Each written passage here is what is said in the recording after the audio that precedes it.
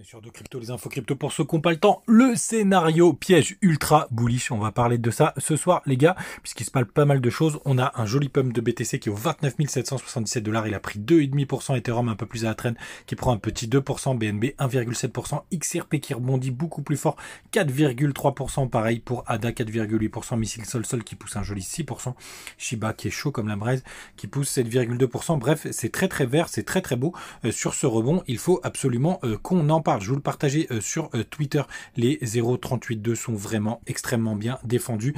Et hier, je vous disais qu'on pourrait les breaker pour la première fois, mais la bougie n'était pas clôturée et elle a finalement clôturé au-dessus des précédentes. C'est vraiment très très beau ce qu'on est en train de voir.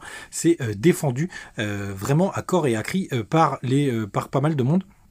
Et du coup, ce qui est intéressant de voir, les gars, ça y est, je suis repassé sur les petits graphiques, c'est de comprendre ce qui est en train de se passer. En tout cas, jusqu'ici, pour moi, il y a zéro emballement, tout simplement, parce que regardez, on vient faire un magnifique pullback sur l'ancien range pour le moment.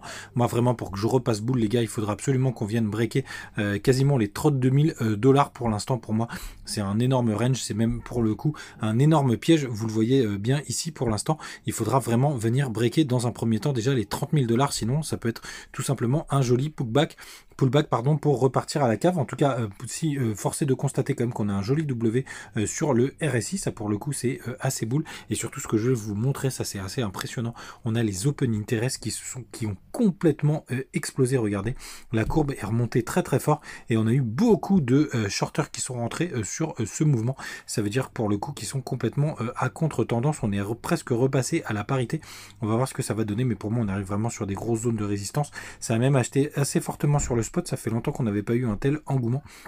Donc ce scénario piège, pour moi, c'était vraiment d'aller taper les 30 000 $ et se faire recaler assez fortement. Les fundings sont toujours très positifs. Hein. Donc pour le coup, moi, je m'attends vraiment à un scénario piège. Et même si on vient gratter au-dessus des 30 600 $, parce que souvenez-vous, il y avait pas mal de liquidités. Donc quasiment sur cette barre jaune, sur cette barre rouge ici, qui représente la moitié de l'ancien range.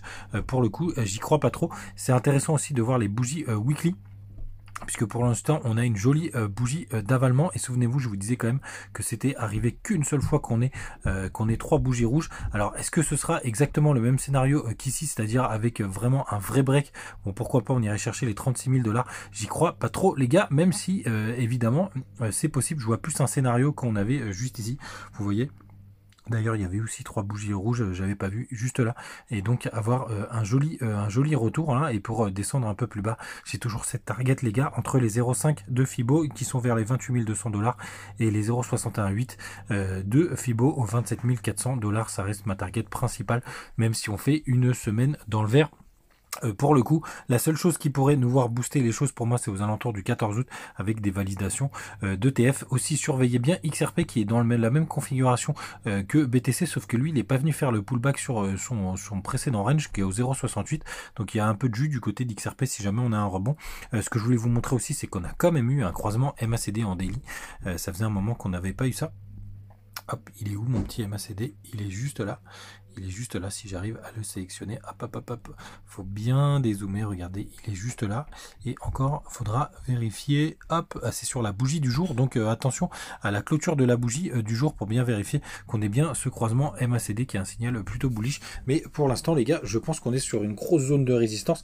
Et je ne serais pas surpris que ce soit la fin de ce magnifique pump, même s'il est très joli. Ou pourquoi pas, ça tiendra jusqu'à la fin de la semaine.